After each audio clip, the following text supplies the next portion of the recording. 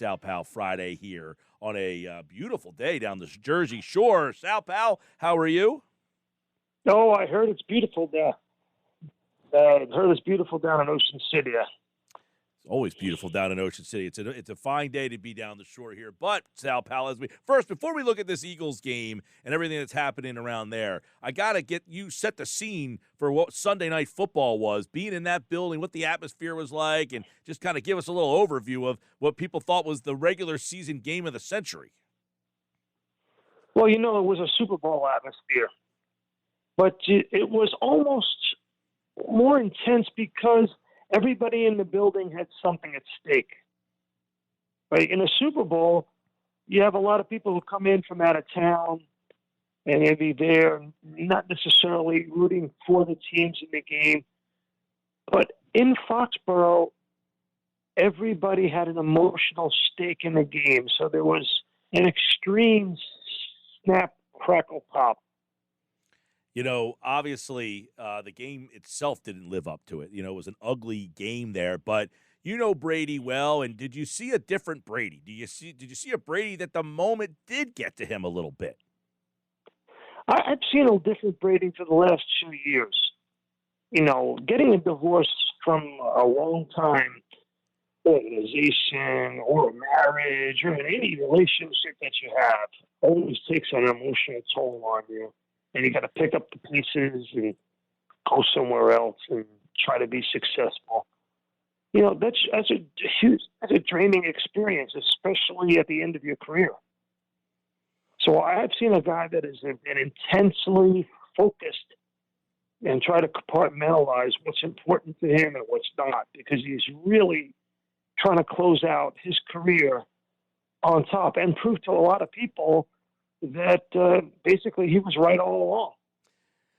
Yeah, just, it's amazing to see. I mean, it wasn't his best game, obviously. It seems like he made a couple throws. No. It seemed like he had a little extra juice behind him. I mean, this is a guy who's won Super Bowls and played at the highest level. It did look anyway, like that was a little bit of a different night for him, right? I mean, did you sense that as well? The ball was sailing on him, Mike. No question about that. Yeah, and that was because he was amped up. All right, let's take a look at what's happening here. First off, let's start with this. They lose that game to Kansas City last week. The defense obviously gets undressed for the second straight week. John and Gannon this week saying, well, it's not the scheme. We don't really have a scheme. We have a philosophy. This game against Carolina, right? Did you find that bewildering as well? Bewildering would not be the word I would use, Michael. I never heard that before. I would say hilarious. How about that? Yeah.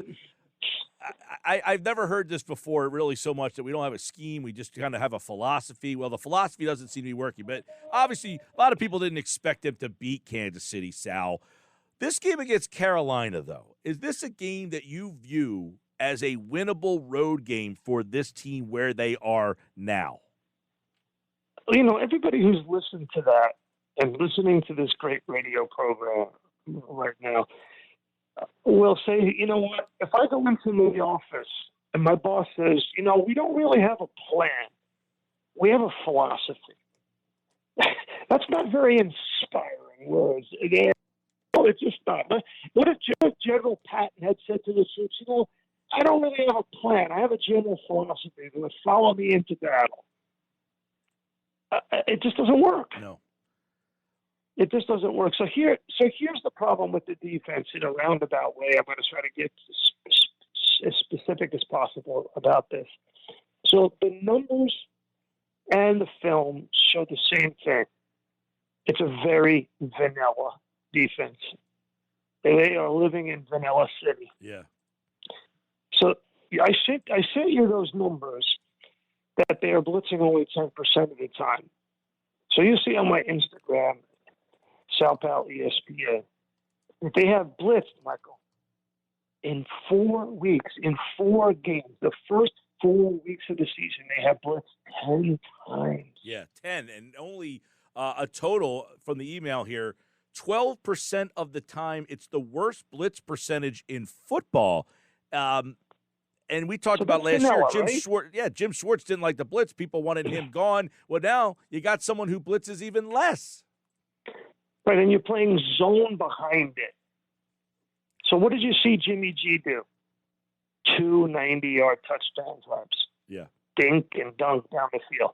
What did you see Dak Prescott do? Roll out, find crossing patterns constantly underneath. What did you see Patrick Mahomes do? It was like a fireworks show. So this week, it's pretty clear when you hear from Fletcher Cox or Darius Slay, when they say, we got to do things differently or I'm being misused. Darius Slay is a man-to-man corner. Yeah. He wasn't built to play in his own defense. And they need to blitz to help out. You lose Brandon Graham. Michael, the whole kitchen and everybody should be coming at the quarterback. Well, right, and you went out. I mean, Slay, you mentioned man-to-man guy. You went out, got the veteran in Steven Nelson. You feel like you're more equipped. You almost would be better off with Jim Schwartz's defense right now. Except for the too high safety situation. I'm all in favor of playing too high safety and man underneath and a lot more blitzing. Yeah. At least a lot more games, a lot more blitzing. I mean, honestly, you look at the film, Michael, you got a pretty good arm. I've seen your arm. You can play quarterback.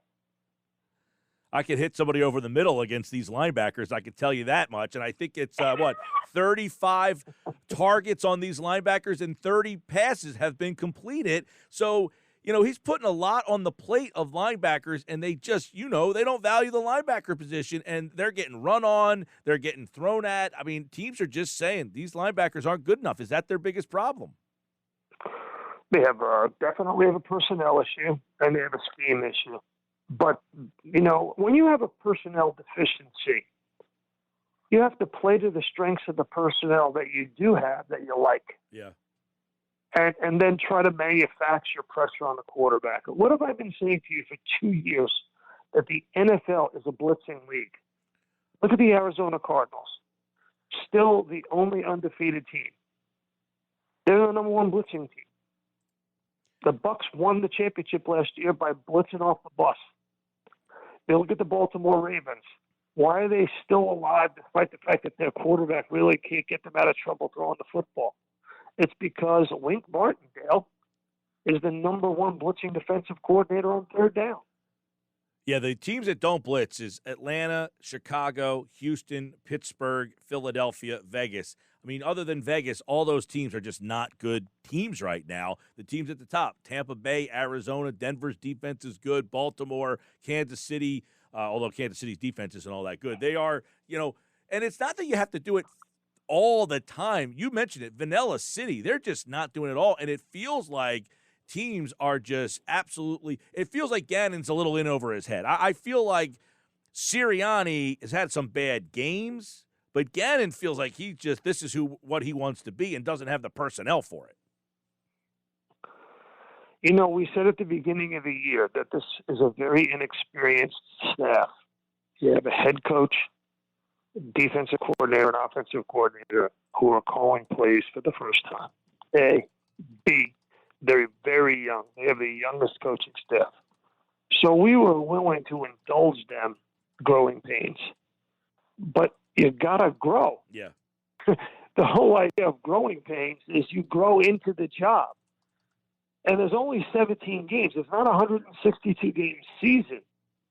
It's not hockey or basketball or baseball. You got to grow, and you got to grow quickly, or else it's over. You don't recover from 1-5. You barely recover from 1-4, Michael. Yeah. This is one of those games, they got Tampa next Thursday night. You feel like you're not getting that one. So you almost have to get this one if you have any ideas of being a playoff team. And I don't know. I mean, this season was about growth. And No. Hold on a second. Time out. I hate to interrupt my brother. That's all right. But listen, any hopes of a playoff team, we're just looking for growth right now. They won 4 games last year. Now they've won 1 at the quarter pole. So you need to win more than 4 or 5 games. We're looking for growth. That's just why you fired the only coach that won you a Super Bowl, Michael. Yeah, well, that's fair. I guess in the organization's mind, like, hey, if we, they might say, hey, if we can get a win here, they might feel, I don't know, do teams enter the season hoping they can be a playoff team or no? Well, when you're 4-11-1, and you fire the head coach that won you the Super Bowl, and you trade your franchise quarterback that you just dump trucked $100 million into, you have to, say to your fan base, let's be realistic about what we're going to accomplish this season. We've got the youngest coaching staff in the NFL, and we've got all this inexperience in play calling on the sideline, and we've got a quarterback that's only started 4 games. Okay, so if we make the playoffs with that formula, wow, we're getting pretty lucky. Yeah. But all we want to do is get them from 4 wins. I counted 4 wins to 8 wins, Michael, this year as a major success.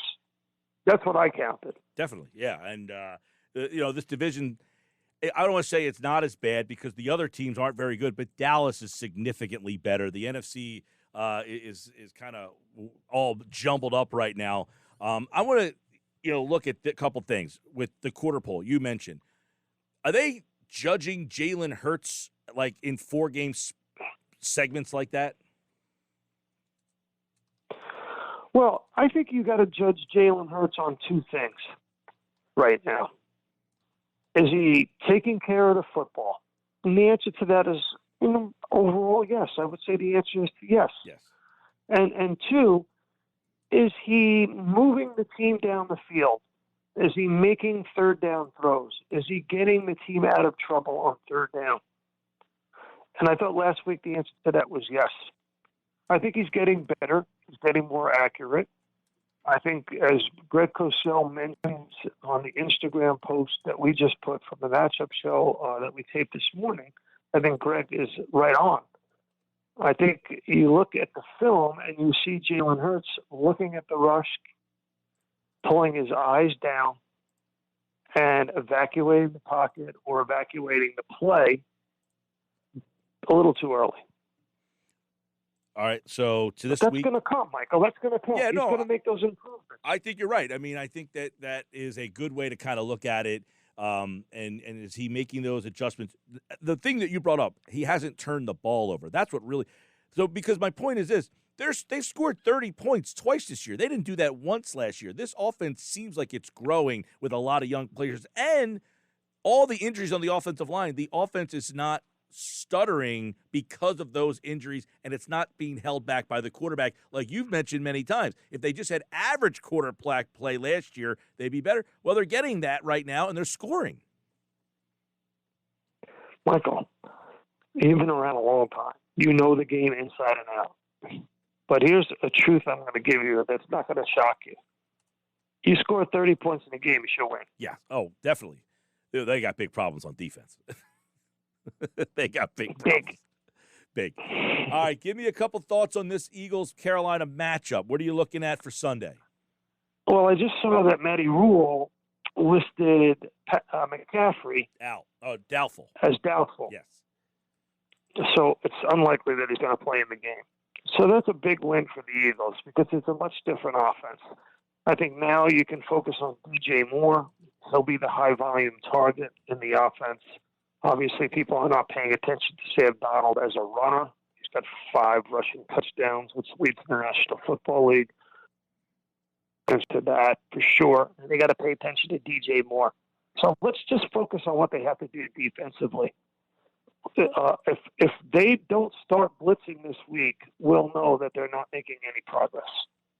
If they don't start using, man and double coverage to take away the number one option that the quarterback likes, the guy who you target the most, a guy like DJ Moore, then we know they're not making progress. Yeah. So that's what I want to see defensively.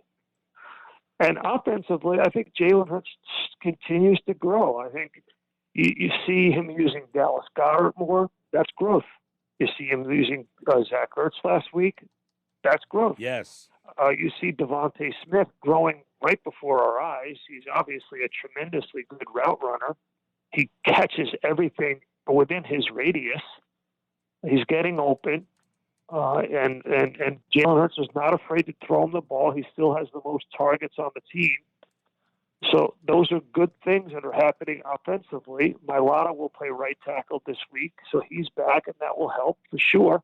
And maybe that will give a little more comfort to Jalen Hurts in the pocket.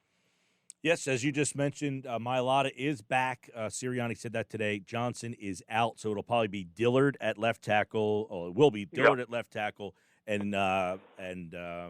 Dillard is still a problem, Mike. He's still. You look at him on film. He's still getting beat. Sometimes he's just in the wrong place. He's not set up right. And the number of penalties he's getting is outrageous. And we haven't even talked about the penalties. Oh, geez. 44 penalties in the first 4 weeks. That's the most they've had in 4 weeks since 1940, Mike. 1940. And he said what? The conversation was a little bit more harsh in there. What does that mean? Did he raise his voice? What does that mean? He's giving us good stuff today, Sal. That's what they start calling a bad workplace environment. What do they call that? Yeah, well, I want to see what kind of changes. I know it is. It's called hostile workplace environment. That's what it is. Yeah, that's where you get the lawyers involved. I got a hostile workplace environment. All right, Sal Paolantonio, Eagles at the Panthers. Sunday at 1 right here on 97.3 ESPN. How's it going to go? Give us the breakdown. How's this happen? And this is a hard game to pick, primarily because of what you laid out, Michael, right? It's a desperation game for the Philadelphia Eagles. You sense a lot of emotion and a lot of anger. And the game, after X's and O's, is played on emotion and anger. There's no question. And I've seen this team go down to Carolina in the past, be counted out, and win the game. Thursday night a couple of years ago. Correct. The Super Bowl year. Yes. Yeah. That was their big game, right? That was the one to say, are you for real? Remember who had the big game that game? It was Fletcher Cox, remember? I do remember that, yes.